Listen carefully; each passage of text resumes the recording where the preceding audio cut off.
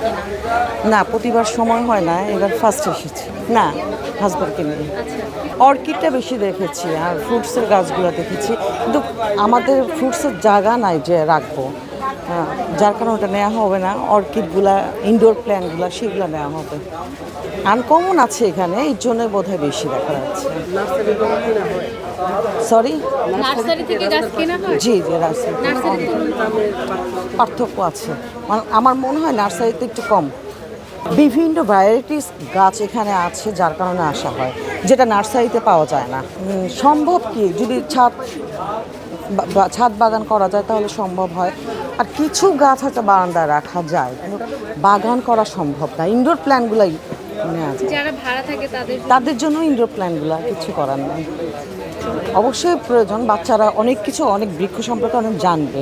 নিজে চোখে দেখা আর বইতে পড়া পার্থক্য তো অবশ্যই আছে।